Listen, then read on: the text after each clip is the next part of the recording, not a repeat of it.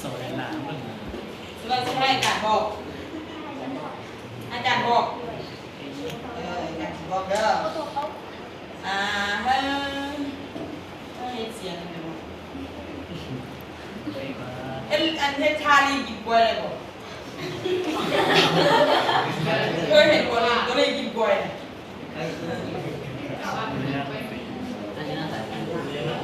ได้บอกได้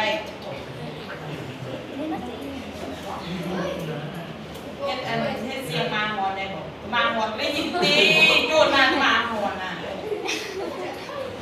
เป็นบอกเป็น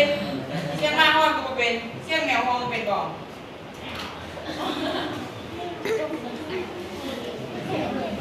เป็นยังว่าเล่นเกมอยู่เนาะไม่ได้ทำได้ใช้ว่ามันยืนอยู่เสาเสียงแมวหอนเป็นบอกเดี๋ยวเราผู้หญิงเป็นเข้าไปบอลเลย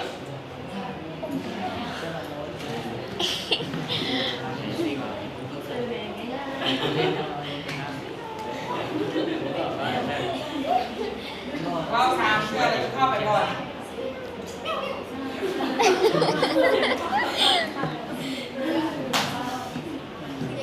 เราไม่ว่าวะจะไปเอาง่ายสุดหรอกำลังเล่น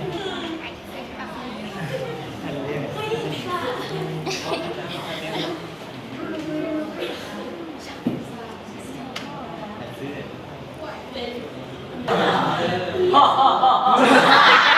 อย่างนี้เดี๋ยวมันจะไปได้เนาะตามเรื่อง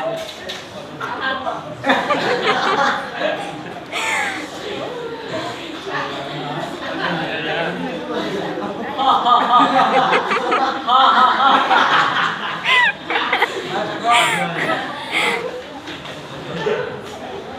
มันคือการแสดงเนาะเขาเปลี่ยนเป็นเวทีเห็นโลดเห็นเดิม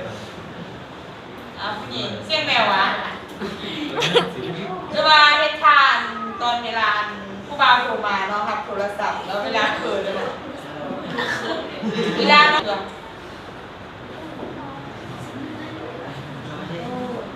เอาอีกไหมจะได้เวลาถึงหมดเวลาเสียงตัวไกลข้ามได้ไหม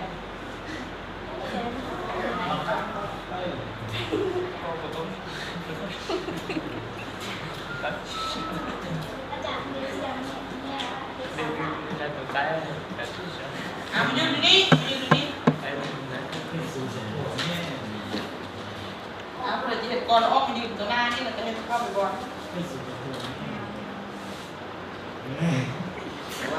แมวมาโดนรถเราคุยเบาเนาะ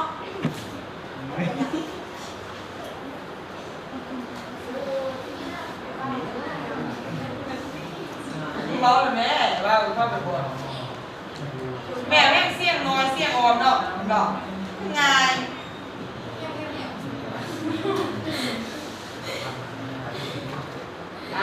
เอาอีกกันมาเข้า